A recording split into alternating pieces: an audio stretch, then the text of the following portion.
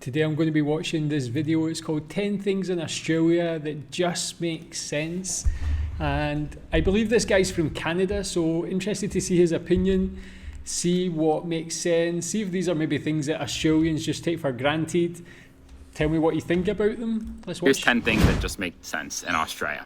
Whether it's legislation, what things are called, little design decisions. They're just things where you see here and you think, why is this not everywhere? This makes so much sense. So that's what we're doing. I've been in Australia for a year. I love it. I love the people. I love the vibes. So it's probably just things that, Australians just see as every day. But to me, they just make a lot of sense. So let's get into it. And the first one is bin chickens. So bin chickens, anyone in Australia, I'm sure you've seen them because they're everywhere. And the name that they actually are called, like their actual proper name, I have no idea. But everybody calls them bin chickens. There's no need to call them a different name, I don't think, because they're bin chickens. That's exactly what they do.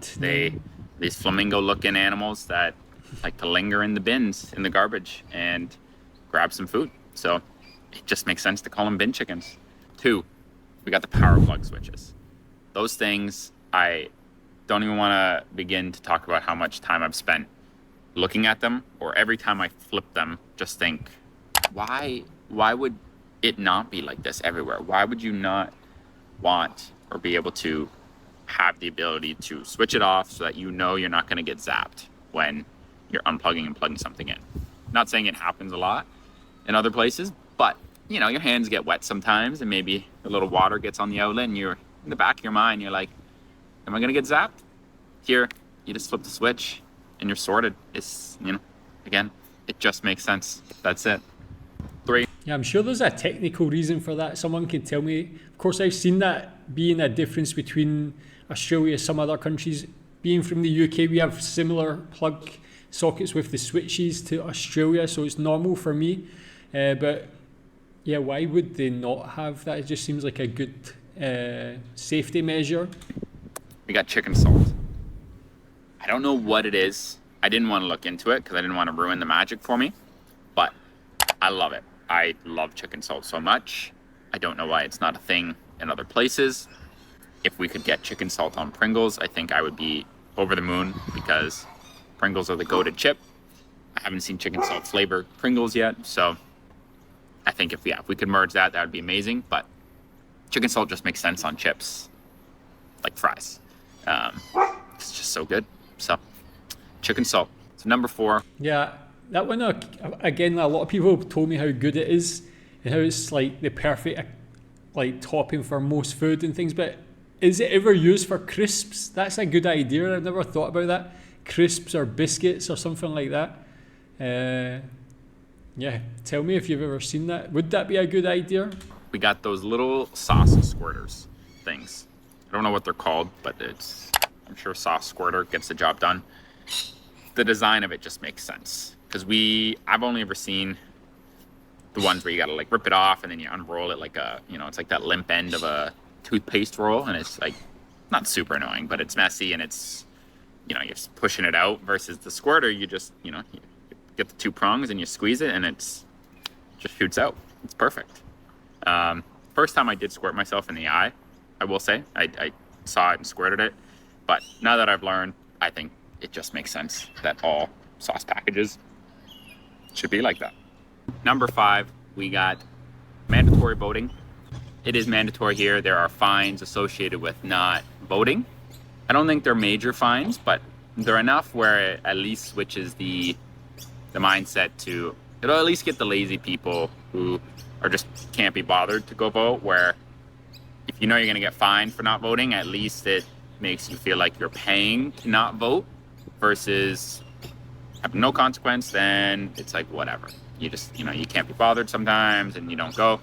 But here, having the fine, making it mandatory, I think it just makes sense to, give you that extra encouragement to vote. So it just makes sense.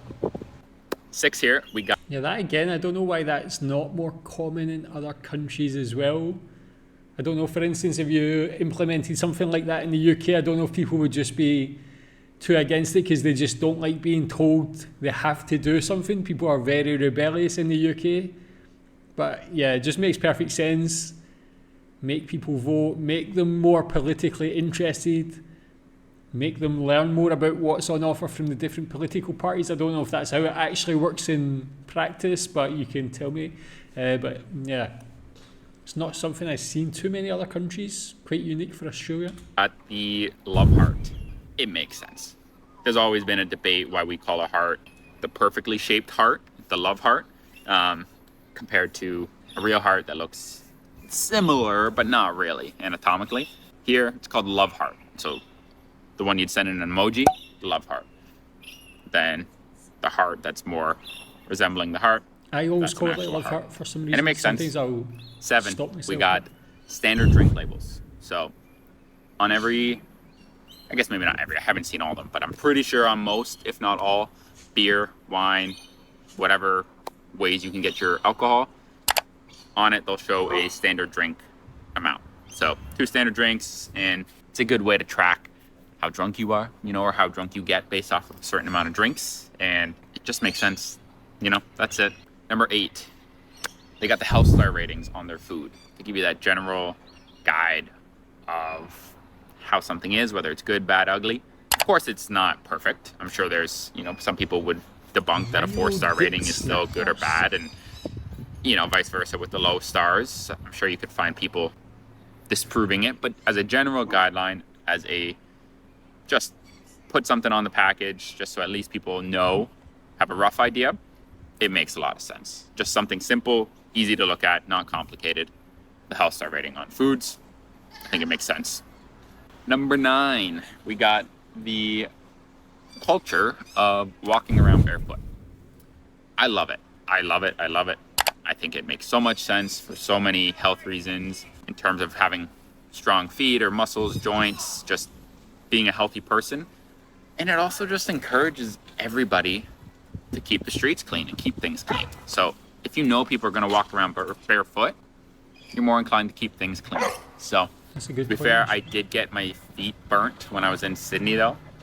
Like walking on the asphalt, the sun basically turned it into a stovetop. So I did burn the bottom of my feet from walking barefoot too much and kind of, forcing it. But for the most part, I love it. You know, you live and you learn. But I think, yeah, that one for me, like, tell me how often you do that. Is there like Australians who have never did that? Is it something some people always do? I feel like I know it's how common it is in Australia. I just don't know if I could do it because, I'd be scared that I like bang my foot into like a pole or, like that one. It's bad enough sometimes being on the beach when the sand is super hot and you're burning your feet and things like that. Just walking along without any choice for shoes.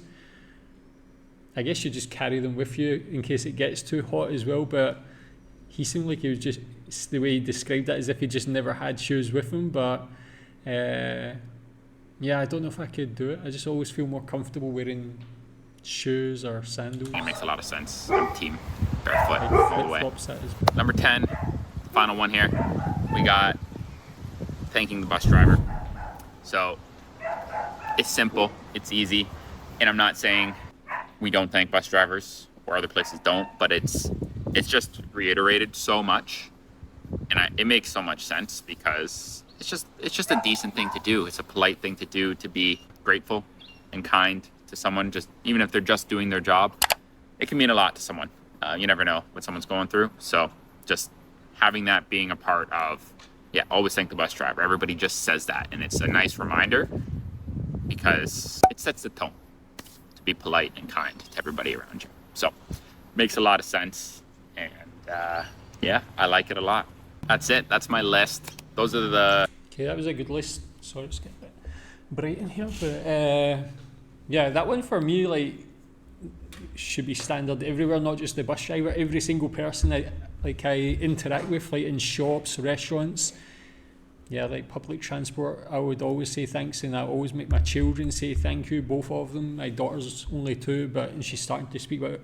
She can already say thank you in the way that she does, so make sure they're being polite to every single person. I think that should just be not even good manners, just normal manners, standard manners. So good to see. Like, it's nice that happens in Australia, and I know that Australians are very polite and just decent people in that sort of respect, and every other way as well. But tell me what you think about that.